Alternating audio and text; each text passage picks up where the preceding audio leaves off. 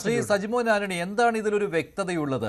Supreme കോടതിയുടെ വിധി മറികടക്കാൻ എന്തെങ്കിലും കുറുക്കുവഴികൾ ട്രംപ് തേടുമല്ലോ. എന്താണിപ്പോൾ ഏറ്റവും ഒടുവിലായിട്ട് അവിടെ നിന്ന് നൽകാൻ കഴിയുന്ന വിവരം? അതുമാത്രമല്ല, വിധി വന്ന ഉടനെ തന്നെയാണ് 10% കുറയ്ക്കുന്നു എന്നുള്ള പ്രഖ്യാപനം വന്നത്. അതിലും കുറഞ്ഞ് പഴയ രീതിയിലേക്ക് എത്തുമോ എന്നുള്ളതാണ് ഇന്ത്യ ഉൾപ്പെടെ ഉള്ള രാജ്യങ്ങൾക്കുള്ള ഇറക്കുമതി തീരുവ. ഞാൻ ഇവിടെ നിന്ന് പറയുമ്പോൾ ഇതിനെ ഞാൻ വേറൊരു ആംഗിളാണ് സംസാരിക്കാൻ ആഗ്രഹിക്കുന്നത്. കാരണം എന്താണ് ഫാക്ട് എന്ന് ചോദിച്ചു കഴിഞ്ഞാൽ, നമ്മൾക്ക് കഴിഞ്ഞ ഒരു വർഷമായിട്ട് അൺസർട്ടനിറ്റി ആയിരുന്നു. മാർക്കറ്റിന് വേണ്ടത് സർട്ടനിറ്റി ആയിരുന്നു. ഇന്ത്യക്കും മറ്റ് രാഷ്ട്രങ്ങൾക്കും വേണ്ടിയിരുന്നതും സർട്ടനിറ്റി ആയിരുന്നു. എന്നാൽ ട്രംപ് അഡ്മിനിസ്ട്രേഷന്റെ ഒരു പോളിസി എന്ന് പറഞ്ഞു കഴിഞ്ഞാൽ, അദ്ദേഹം ആദ്യം 10 ആക്കി, പിന്നെ 25 ആക്കി, പിന്നെ 50 ആക്കി, പിന്നെ തിരിച്ചു കൊണ്ടുവന്ന് 18 കൊണ്ട് ലോക്ക് ചെയ്തിരിക്കുന്നു. അപ്പം അങ്ങനെ ഉണ്ടായിരുന്ന ആ ഒരു അൺസർട്ടനിറ്റിക്ക് ഒരു സർട്ടനിറ്റി വന്ന് സുപ്രീം കോടതി ഇടപെട്ടത് കൊണ്ട് മാത്രം. അപ്പൊ അതിനകത്ത് എടുത്തു പറയേണ്ട ഒരു കാര്യം എന്ന് പറഞ്ഞു കഴിഞ്ഞാൽ, പല ചാനലുകളും ഇപ്പോഴും ട്രംപ് സുപ്രീം കോടതിന്റെ ഓർഡറിനെ മറികടക്കുന്നു എന്നുള്ള രീതിയിൽ വ്യാഖ്യാനിക്കുന്നുണ്ട്, വിച്ച് ഈസ് ടെക്നിക്കലി ഇൻകറക്റ്റ്. കാരണം എന്താണ് ഇവിടുത്തെ വിധി എന്ന് ചോദിച്ചു കഴിഞ്ഞാൽ, ഡോക്ടർ മോഹൻ വർഗീസ് പറഞ്ഞതുപോലെ തന്നെ, അതായത് IEEPA അതിലധിഷ്ഠിതമായ താരിഫാണ് വെച്ചത്. അത് ഇല്ലീഗലാണ് എന്നാണ് ഡിക്ലെയർ ചെയ്തിരിക്കുന്നത് സുപ്രീം കോടതി. അപ്പൊ അതുകൊണ്ട് തന്നെ മറ്റ് provision for example section 122, section 338, section 301 ഇങ്ങനെയുള്ള സെക്ഷനിൽ കൂടെ ടാരിഫ് ചുമത്തുന്നതിൽ കോടതി ഇതുവരെ ട്രംപിനെ വിലക്കിയിട്ടില്ല. അപ്പം കോടതി വിധിയെ മറികടക്കുകയല്ല, എന്നാൽ ട്രംപ് ഇതുവരെ നടന്ന പാതയിൽ കൂടെ പോകാൻ പറ്റത്തില്ല. അത് റോങ് പാത്താണ്. കാരണം പ്രസിഡന്റിന്റെ എക്സിക്യൂട്ടീവ് അധികാരത്തിന്റെ എക്സസ് യൂസ് ആണ്, അല്ലെങ്കിൽ അധികാര പരിധിക്ക് അപ്പുറമാണ് എന്നുള്ളതിനുള്ള ഒരു കടിഞ്ഞാൻ എടുക്കുകയാണ് ചെയ്യുന്നത്. ഏതായാലും ഇത് ട്രംപിന് വളരെ ഒരു കനത്ത പ്രഹരമായിരുന്നു, ട്രംപിനും ട്രംപ് അഡ്മിനിസ്ട്രേഷനും എന്നുള്ള കാര്യത്തിൽ ഒരു തർക്കവുമില്ല. കാരണം ഇവിടെ ഡെമോക്രസി വലിയൊരു ക്വസ്റ്റ്യൻ മാർക്കിലാണോ എന്ന് നമ്മൾ പലപ്പോഴും ചിന്തിച്ചിട്ടുണ്ടായിരുന്നു. എന്നാൽ ഇന്ന് നമുക്ക് കോൺഫിഡന്റ്ലി പറയാൻ പറ്റും, അമേരിക്കയിലെ ഡെമോക്രസി ഇപ്പോഴും ശക്തമായിട്ട് നിലനിൽക്കുന്നുണ്ട്. എക്സിക്യൂട്ടീവ് ബ്രാഞ്ച് അത് അതിന്റെ ജോലി നോക്കുകയും, സുപ്രീം കോർട്ട് അതിന്റെ ജുഡീഷ്യറി അതിന്റെ ജോലി നോക്കുകയും, കോൺഗ്രസും സെനറ്റും അതിന്റെ ജോലിയും നോക്കണം എന്നുള്ള ഒരു പെർഫെക്റ്റ് വേർഡിക്റ്റ് ആണ് വന്നത് എന്നാണ് നമുക്ക് പറയാൻ പറ്റുന്നത്. ഇന്ത്യയുടെ താരിഫിനെ സംബന്ധിച്ചിടത്തോളം ഇതൊരു ഇന്ത്യയുടെ വിജയമോ അല്ലെങ്കിൽ മറ്റ് രാഷ്ട്രങ്ങളുടെ വിജയമോ എന്ന് ഒരു തരത്തിൽ പറയാം. എന്നാൽ അതിലും കൂടുതൽ അമേരിക്കൻ ഡെമോക്രസിയുടെ വിജയമാണെന്ന് പറയാൻ പറ്റത്തുള്ളൂ. കാരണം ഈ ഒരു ലിറ്റിഗേഷനകത്ത് ട്രംപിന്റെ പരാജയം എന്ന് എന്തായാലും പറയാമല്ലോ. ട്രംപിന്റെ പരാജയം എന്ന് പൂർണ്ണതോതിൽ പറയാമല്ലോ.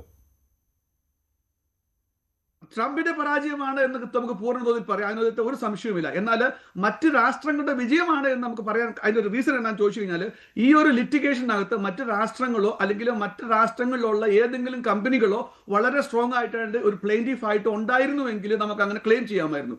അൺഫോർച്ചുനേറ്റ്ലി അങ്ങനെ വന്നില്ല. മറ്റ് രാഷ്ട്രങ്ങളിൽ ട്രംപിന്റെ ഈ ഒരു ടാരിഫ് നയത്തിലേക്ക് കീഴ്വഴങ്ങുകയാണ് ചെയ്തത്. ഒന്ന്. രണ്ടാമത്തേത്, നമുക്ക് എടുത്തു പറയേണ്ട ഒരു കാര്യം, നമ്മൾ എപ്പോഴും ഉപയോഗിക്കുന്ന ആപ്പിൾ, ഗൂഗിൾ പോലെയുള്ള ലോക പ്രശസ്തമായ ടോപ്പിലുള്ള $1 ട്രില്യൺ കമ്പനികളൊന്നും ഇതിനെതിരെ വന്നില്ല. എന്നാൽ ട്രംപ് അഡ്മിനിസ്ട്രേഷനുമായിട്ട് ഒരു അഡ്ജസ്റ്റ്മെന്റ് അല്ലെങ്കിൽ ഒരു അനുനയ മാർഗത്തിലേക്കൂടിയാണ് സംശയമില്ല. അത് ഇന്ത്യയിൽ നിന്നുള്ള വ്യാപാരത്തിന് അത് ഗുണകരമായി മാറുകയും ചെയ്യുമല്ലോ. കാരണം 25 നിന്ന് 18 വരെ വ്യാപാര കരാറിലൂടെ റഷ്യയിൽ നിന്ന് എണ്ണ വാങ്ങിയില്ലെങ്കിൽ 18% അതായിരിക്കുമല്ലോ ഇറക്കുമതി തീരുവ. അതിൽ നിന്ന് എന്തായാലും 10% കുറയുമെന്ന കാര്യത്തിൽ സംശയമില്ലല്ലോ. അങ്ങനെ വരുമ്പോൾ 8% ആശ്വാസം ഇന്ത്യയിൽ നിന്നുള്ള ഉൽപ്പന്നങ്ങൾക്ക് ശരാശരി കിട്ടുന്നുണ്ടല്ലോ. അങ്ങനെ കിട്ടാൻ പോവുകയാണല്ലോ സുപ്രീം കോടതിയുടെ ഈ വിധിയിലൂടെ. അത് ചിലപ്പോൾ അതിലും താഴ്ന്ന് ട്രംപ് അധികാരമേറ്റ സമയത്തെ 3.5% എത്തിയേക്കാം എന്നുമുണ്ട്. അപ്പോൾ സ്വാഭാവികമായിട്ടും ഇന്ത്യക്ക് നേട്ടമാകേണ്ടതാണ്. പക്ഷേ അതെല്ലാം ഇനി വ്യാപാര കരാറിനെ ആശ്രയിച്ചിരിക്കും എന്നുകൂടി പറയേണ്ടി വരും, അല്ലേ? മഞ്ജുഷ, ഇതിനകത്ത് ഇന്ത്യക്ക് വ്യാപാരപരമായിട്ട് നേട്ടമുണ്ടോ എന്ന് ചോദിച്ചു കഴിഞ്ഞാൽ 100% യെസ് ആണ്. കാരണം 2.5 അല്ലെ 3% ആവറേജ് ടാരിഫിനകത്ത് നിന്ന് അത് 10, 25, 50 ആയതിനു ശേഷം പിന്നെ 18 പോയി സെറ്റിൽ ആയിട്ടുണ്ടെങ്കിൽ ആ 18 നിന്ന് ഇപ്പം ഒന്നെങ്കിൽ 10% അല്ലെങ്കിൽ 13 അല്ലെ 13.5% എന്ന് പറയുമ്പോൾ തീർച്ചയായിട്ടും ഇന്ത്യൻ ബിസിനസിന് ഒരു ബൂസ്റ്റ് കിട്ടും എന്നുള്ള കാര്യത്തിൽ സംശയമില്ല. അതോടൊപ്പം ചേർത്ത് പറയേണ്ടത്, ഇന്ത്യക്ക് മാത്രമല്ല മറ്റ് രാഷ്ട്രങ്ങൾക്ക് എല്ലാവർക്കും ഇത് ബാധകമാണ്. മീൻസ് കാനഡയ്ക്ക് ബാധകമാണ്, ഇറ്റലിക്ക് ബാധകമാണ്, യൂറോപ്യൻ യൂണിയന് ബാധകമാണ്, ബ്രസീലിന് ബാധകമാണ്, ഈ രാഷ്ട്രങ്ങൾക്ക് എല്ലാവർക്കും ബാധകമാണ് എന്നുകൂടെ നമ്മൾ ആഡ് ചെയ്ത് പറയേണ്ടിയിരിക്കുന്നു. ഈ ബെനിഫിറ്റ് കിട്ടുന്നുണ്ട്, തീർച്ചയായിട്ടും അതിനകത്തൊരു സംശയവുമില്ല. എന്നാൽ ഇവിടെ ട്രംപിന് 3-4 തരത്തിൽ വലിയൊരു എന്താ പറയുക, ഈ ഒരു ആഘാതം എന്ന് പറയുന്നത് 3-4 തരത്തിലുള്ള വലിയ മേജർ റിപ്പർക്കേഷൻ ഉണ്ട്. ഒന്ന്, ഇവിടെ ലോക്കലി പറയുവാണെങ്കിൽ ഇവിടെ ഡെമോക്രാറ്റ്സുകൾ 12 സ്റ്റേറ്റുകൾ ഡെമോക്രാറ്റ്സിന്റെ 12 സ്റ്റേറ്റുകൾ ഈ ഒരു കേസിന്റെ പാർട്ടായിരുന്നു. അപ്പൊ അവർ നോക്കിയിരിക്കുമായിരുന്നു ഇതിന്റെ ഒരു വേർഡിക്റ്റ് വരാൻ വേണ്ടിയിട്ട്. അപ്പം അത് രാഷ്ട്രീയപരമായ പൊളിറ്റിക്കൽ റീസിൽ നോക്കുകയാണെങ്കിൽ വലിയൊരു ബാക്ക്ലാഷ് ആണ് ഇവിടെ ഉണ്ടാക്കാൻ പോകുന്നത്.